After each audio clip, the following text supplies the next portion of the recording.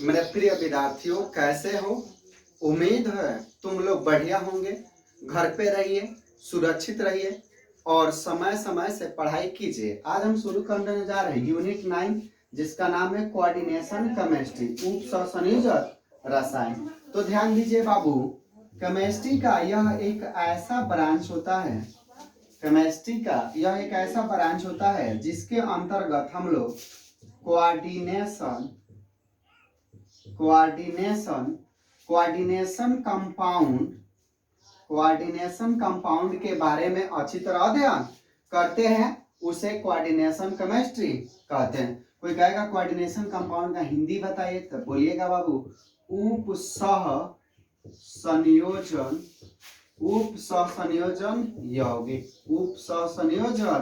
यौगिक बोलिएगा। उप सहसंयोजक हिंदी होता है, ठीक है। तो परिभाषा इसका सुन लीजिए बाबू। केमिस्ट्री का वैसा ब्रांच जिसमें कोऑर्डिनेशन कंपाउंड के बारे में अच्छी तरह अध्ययन किया जाता है, उसे कोऑर्डिनेशन केमिस्ट्री कहते हैं। फिर सवाल आता है, जो who is the father of coordination chemistry, coordination chemistry के जनक कौन है, पिता कौन है? तो इसका आंसर होगा बाबू अल्फ्रेड वार्नर कोऑर्डिनेशन केमिस्ट्री के पिता है। अल्फ्रेड वार्नर ने ही उप सहसंयोजक यौगिकों के बारे में अच्छी तरह अध्ययन किया था और महत्वपूर्ण बातें बताई थी। जैसे उप सहसंयोजक यौगिक की आकृति क्या है, रंग क्या है, प्रॉपर्टी क्या है, हाइब्रिडाइजेशन क्या है, हर चीज उन्होंने बताए थे। इसलिए उनको फादर ऑफ कोऑर्डिनेशन केमिस्ट्री बोला गया बाबू। तो चलिए हम इसका परिभाषा लिख देते हैं बाबू। ध्यान दीजिए सब लोग, क्या होगा परिभाषा बाबू? तो बोलिएगा बाबू क्या? तो रसायन की वैसी महत्वपूर्ण शाखा जिसके अंतर्गत रसायन की वैसी महत्वपूर्ण शाखा जिसके अंतर्गत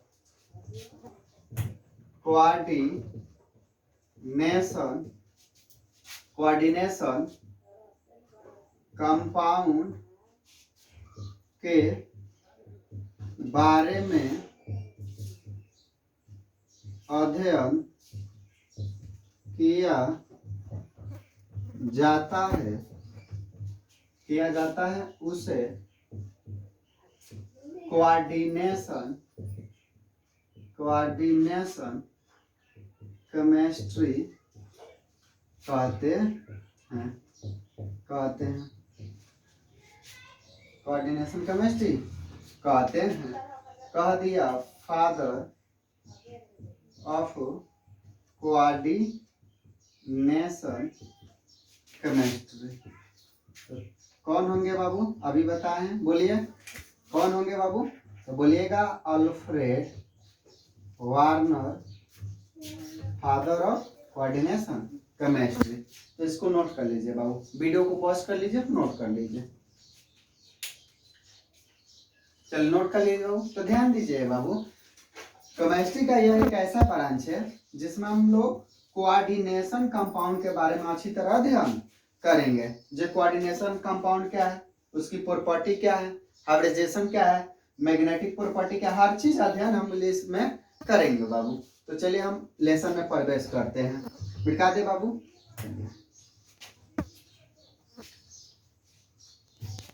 ध्यान दीजिए, कोऑर्डिनेशन कंपाउंड बताने से पहले हम एक चीज बता देते हैं, द्विक लवण, जिसको हम इंग्लिश में डबल साल्ट बोलते हैं। तो ध्यान दीजिए सब लोग बाबू,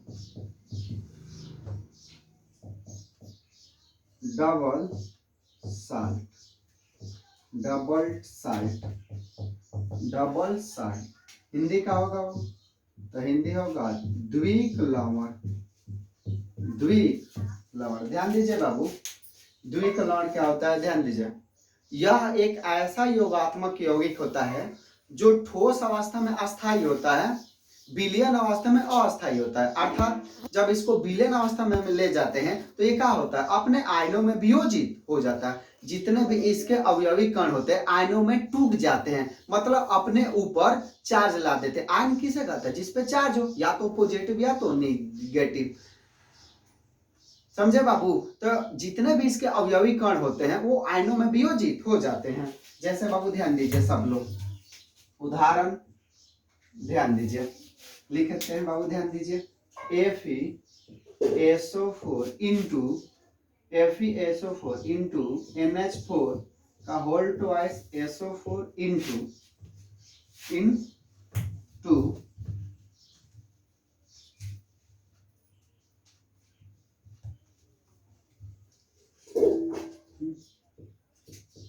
24H2O बाबू। इसको हम बोलते हैं मोर लवण। क्या बोलते हैं, मोर लवण। इसको मोहर साल्ट भी बोला जाता है। इंग्लिश में क्या होगा बाबू इसका नाम, तो इंग्लिश में मोहर लिखा जाता है, लेकिन इसी को मोर साल्ट होता है। मोर साल्ट, मोर साल्ट, इसी को मोर लवण कहते हैं। जब हम इसको आयोनाइज करेंगे बाबू, आयनों में, मतलब इसको जल में मिलाएंगे तो ये आयनों में टूटेगा। देखिए बाबू कैसे, Fe है, Fe की वैलेंसी 2 होता है, इस पे 2 चार्ज हुआ।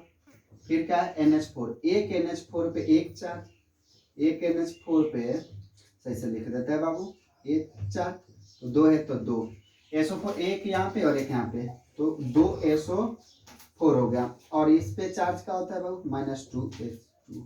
और क्या है बाबू, तो 24H2O हो गया, 24H2O हो गया। ठीक है बाबू, ये चीज। तो देखिए सभी अवयवी आयनों में क्या हो गया, टूट गया। तो ये क्या हो, ये क्या हो गए, द्विक लवण हो गए। तो चलिए परिभाषा लिख देते हैं बाबू। क्या होगा परिभाषा, तो ध्यान दीजिए, वैसा योगात्मक यौगिक, वैसा योगात्मक यौगिक जो ठोस अवस्था में पाया जाता है, ठोस अवस्था में पाया जाता है, परंतु विलयन अवस्था में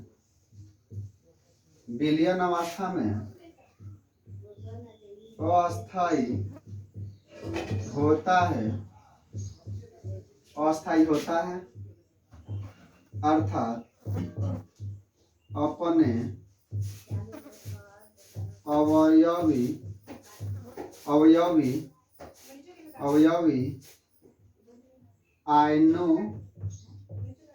आयनों में वियोजित हो जाता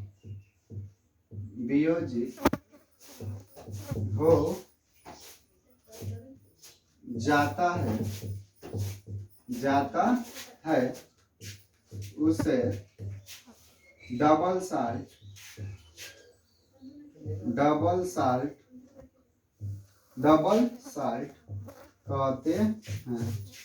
डबल साल्ट कहते हैं। इससे बाबू एक और नाम से जाना जाता है, वो होता है लैक्टिस कंपाउंड। तो ध्यान दीजिए, इसे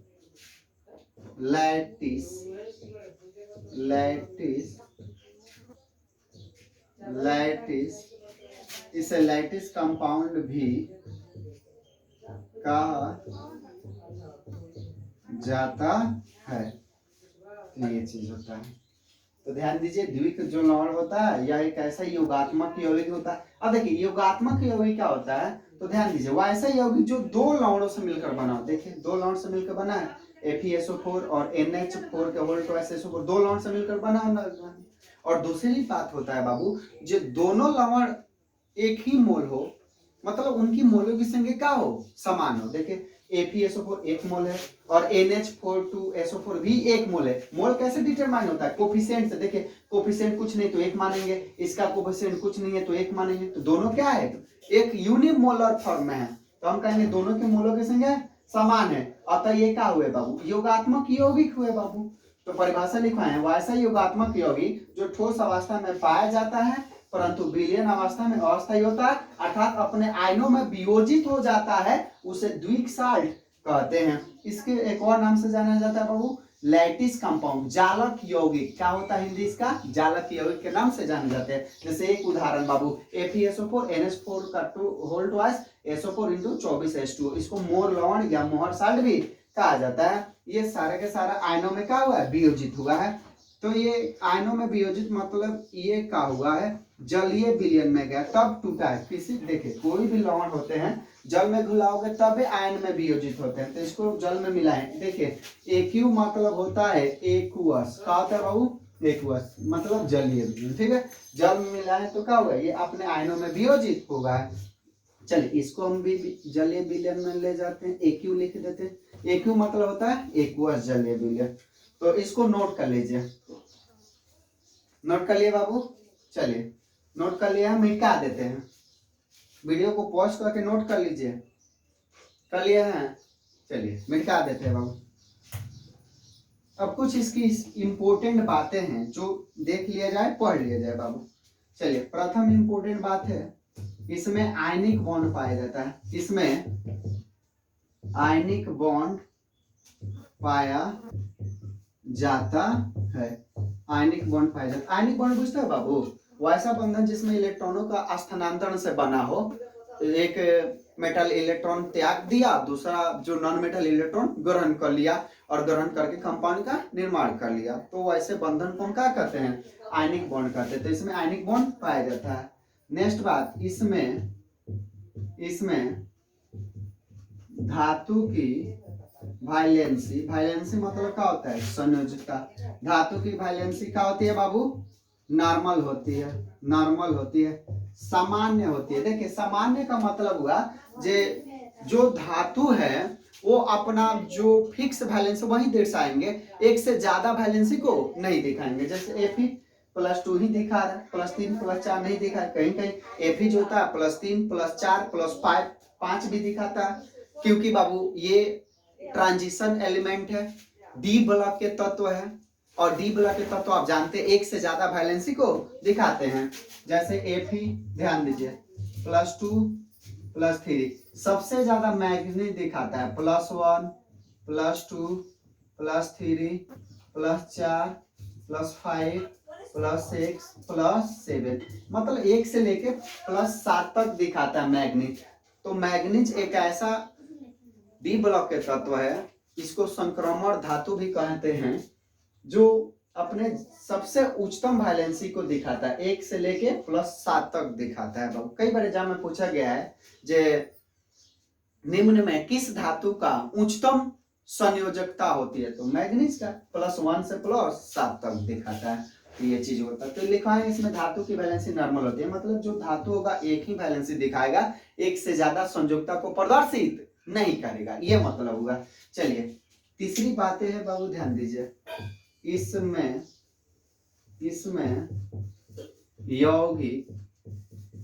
यौगिकों का गुण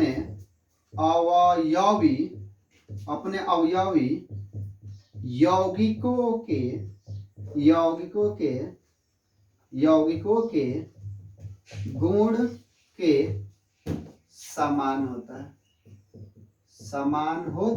गुण के समान होता है। इसमें यौगिकों का गुण अपने अवयवी यौगिकों के गुण के क्या होता है? समान होता है। जैसे देखिए बाबू, इसका मतलब ये हुआ बाबू FeSO4 इंटू NH4 का होल ट्वाइस SO4 जो है, इनको टोटल का बोलते हैं मोल लवण कहते हैं। तो देखिए FeSO4 और NH4 2SO4, फेरस सल्फेट और अमोनियम सल्फेट, ये जो दो लवण है, इन दोनों का गुण जो होगा मोर लवण के गुण क्या होगा? समान होगा। वही लिखा है इसमें यौगिकों का गुण या अपने अवयवी यौगिकों के गुण के क्या होगा? समान होगा। तो ये द्विक लवण है बाबू, द्विक लवण है, इसको मोर लवण भी कहते हैं। ये चीज है, तो इसको नोट कर लीजिए। द्विक लवण का एक दो और उदाहरण बता देते हैं, इसको पहले नोट कर लीजिए। नोट कर लिए? चलिए और एक दो उदाहरण बता देते हैं, थोड़ा सा ध्यान दीजिए बाबू। उदाहरण, चलिए और उदाहरण बता देते हैं बाबू। क्या है? KCl into MgCl2 into 6H2। इसको बोलते हैं बाबू कर्नेलाइट। क्या बोलते हैं बाबू? कर्नेलाइट बोलते हैं। हम इसको जल में मिलाएंगे तो क्या होगा? टूटेगा। फिर पोटेशियम की वैलेंसी 1 होता है तो 1 टूटेगा। फिर बाबू Mg 2 इलेक्ट्रॉन लूज करेगा। क्लोरीन 2 1 3 है तो 3Cl माइनस प्लस जल है तो 6H2 हो गया। पोटेशियम 1 1 मैग्नीज 1 ये हो गया। अब ये किस फॉर्म में जाएंगे बाबू? आप ही बताइए किस फॉर्म में जाएंगे? बोलिए किस फॉर्म में जाएंगे? एक्वस फॉर्म में जाएंगे। ऑफकोर्स तो लिखिए AQ और ये क्या होगा? AQ। ये भी क्या होगा बाबू? बोलिए। तो AQ होंगे। AQ ये Q ये होगा। इसको कर्नेलाइट कहा जाता है। ठीक है बाबू, ये चीज होता है। चलिए इसको भी उदाहरण को नोट कर लीजिए। फिर हम देख लेते वीडियो साफ आ रहा है।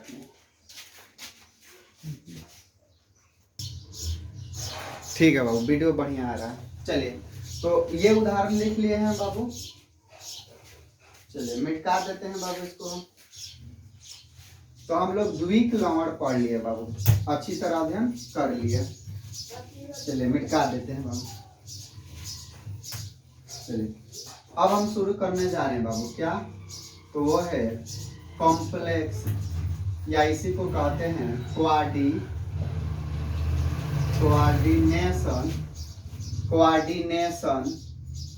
कोऑर्डिनेशन, या इसी को कहते हैं बाबू कॉम्प्लेक्स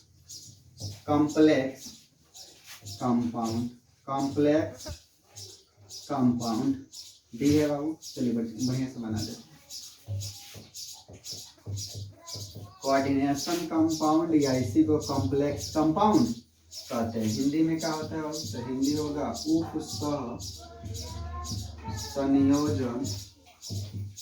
उपसंयोजन या इसी को कहा जाता है जटिल यौगिक। क्या होता है बाबू?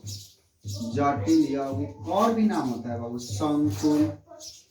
संकुल यौगिक भी कहा जाता है। संकुल यौगिक भी कहा जाता है। इतना नामों से जाना जाता है। तो ये क्या होते हैं? तो ध्यान दीजिए बाबू, यह एक ऐसा योगात्मक यौगिक होते हैं जिसमें केंद्रीय परमाणु से उदासीन अणु या आयन उप सहसंयोजक बंधन द्वारा जुड़े होते हैं तथा जो ठोस एवं विलयन दोनों अवस्था में पाए जाते हैं उसे हम क्या कहते हैं? कोऑर्डिनेशन या कॉम्प्लेक्स कंपाउंड कहते हैं। तो चलिए परिभाषा लिख देते हैं बाबू, ध्यान दीजिए। वैसा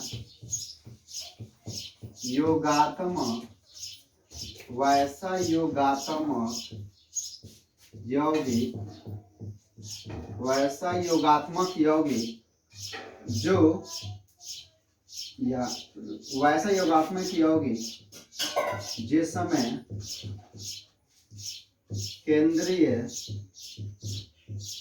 केंद्रीय परमाणु से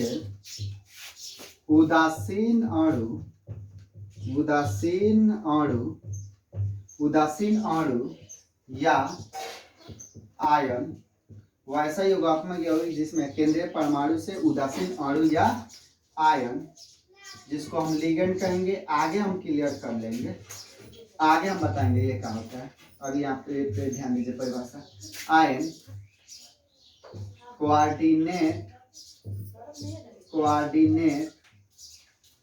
कोऑर्डिनेट बॉन्ड द्वारा जुड़े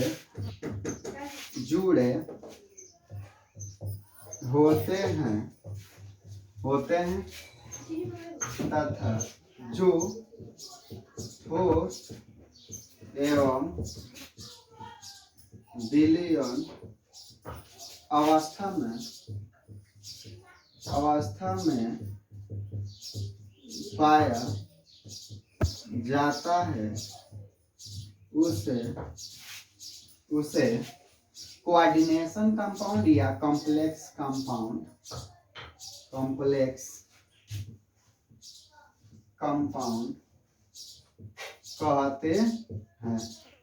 कहते हैं। उदाहरण बाबू ध्यान दीजिए सब। FeCN6 A9CO4 PTNH3 का whole two Cl complex compound.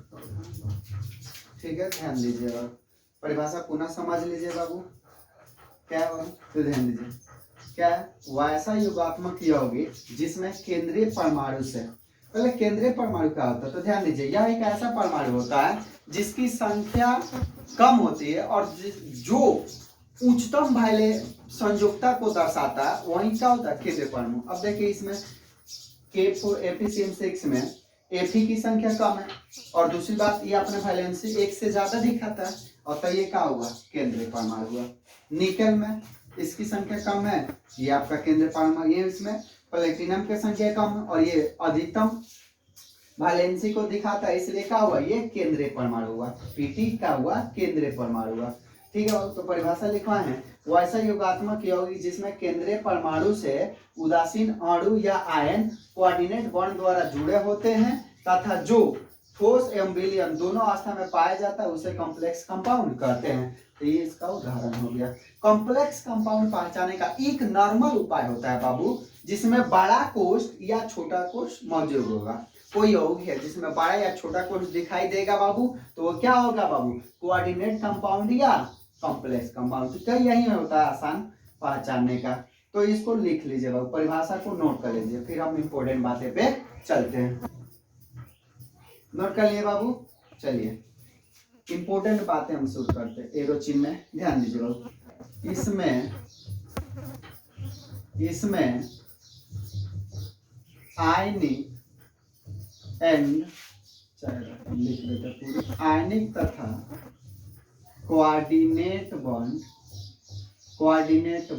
देखिए कोऑर्डिनेट बॉन्ड का ये होता है उपसंयोजक बंधन, या एक ऐसा बंधन होता है जिसमें पेयरिंग जो इलेक्ट्रॉन होता है कोई एक एटम त्याग करता है, दोनों एटम नहीं कोई एक एटम त्याग करता है। तो जो बंधन मतलब वो क्या होता है कोऑर्डिनेट बॉन्ड होता है। हम फर्स्ट में बताया थे, नहीं पढ़े होंगे तो बता देंगे कभी टाइम मिलेगा तो ध्यान दीजिए, इसमें आयनिक तथा कोऑर्डिनेट बॉन्ड पाया जाता है। चलिए नेक्स्ट बात है बाबू, ध्यान दीजिए बाबू, इसमें धातु की वैलेंसी नॉर्मल नहीं होती है। मतलब इसमें धातु का होता है एक से ज्यादा वैलेंसी को शो करता है। यहाँ पे देखिए ना एक से ज्यादा वैलेंसी को शो कर रहा है, निकल प्लेटिनम भी एक से ज्यादा वैलेंसी को क्या कर रहा है शो कर रहा है। तो हम कहेंगे जे धातु की वैलेंसी नॉर्मल नहीं है, ये चीज होता है। नेक्स्ट बात है बाबू ध्यान दीजिए, नेक्स्ट बात है वो ध्यान दीजिए सब लोग बाबू, इसमें यौगिकों का गुण, इसमें यौगिकों का गुण अपने अवयवी यौगिकों के गुण से भी भिन्न होता है। चलिए नेक्स्ट बात है और वो इम्पोर्टेंट बात है, ध्यान दीजिए बाबू, इसमें जटिल आयन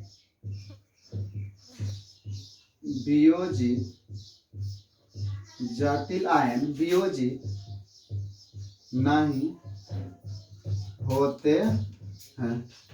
इसमें जटिल आयन वियोजित नहीं होते हैं। जैसे उदाहरण ध्यान दीजिएगा सब लोग बाबू, उदाहरण है K4FeCN6। बार बार इस उदाहरण को लिखेंगे बाबू, इस लेसन में बार बार इस उदाहरण को लिखेंगे क्योंकि मोस्ट इंपोर्टेंट कंपाउंड है, इसी से कई सवाल उठाए गए हैं बाबू, तो इसी को लिखेंगे। ध्यान दीजिए K4FeCN6, इसको एनालाइज करेंगे तो देखिए Fe प्लस K प्लस और जो CN6 होगा, ये माइनस। अब ये 4 त्याग करेगा, एक देखिए, एक पोटेशियम एक 4 है ना बाबू, तो 4 तो इसमें 4 माइनस 4। अब देखिए ये क्या हुआ, ये वियोजित हुआ नहीं, एफिशिएंट से वियोजित नहीं हुआ है बाबू, तो हम इसको क्या कहेंगे, कॉम्प्लेक्स आयन, कॉम्प्लेक्स आयन। तो ध्यान दीजिए बाबू, यह पूर्णतः वियोजित हुआ नहीं, जटिल जो आयन वियोजित नहीं हुआ, एफिशिएंसी ओजेम कहते हैं, केवल बाबू पोटेशियम का हुआ आयन में वियोजित हो गया बाबू, तो इसे हम क्या कहेंगे बाबू, जटिल यौगिक। तो इसको नोट कर लीजिए बाबू। तो जटिल यौगिक यही होता है, या एक ऐसा योगात्मक यौगिक होता है जिसमें केंद्रीय परमाणु से उदासीन अणु या डिरायन कोऑर्डिनेट बॉन्ड द्वारा जुड़े होते हैं, उसे हम क्या कहते हैं बाबू, उपसंयोजक यौगिक। उपसंयोजक यौगिक में आयनिक तथा covalent bond, coordinate bond, sorry, आयनिक तथा कोऑर्डिनेट बॉन्ड दोनों पाया जाता है। दूसरी बात, इसमें धातु की वैलेंसी नॉर्मल नहीं होते, इनका गुण जो होता है इनके गुणों के से समान नहीं होता है, इनमें जटिल आयन वियोजित नहीं होता। जैसे इसको जल में घोलें तोड़े तो देखिए एफिशिएंसी से वियोजित नहीं हुआ, तो हम इसको क्या कहेंगे, कॉम्प्लेक्स आयन, जटिल आयन। देखिए ये वियोजित नहीं हुआ है, तो ये आपका जटिल यौगिक है, या इसी को हम बोलेंगे उपसंयोजक यौगिक है। तो इसको नोट कर लीजिए बाबू, नोट कर लिए हैं बाबू, चलिए वेरी गुड। तो उम्मीद है पढ़ाई समझ में आया होगा। पढ़ाई समझ में आए तो लाइक कमेंट शेयर जरूर करना है और बेल आइकन को दबा देना है बाबू, ताकि नेक्स्ट वीडियो आपके पास पहुंच सके बाबू। तो जय हिंद, जय भारत।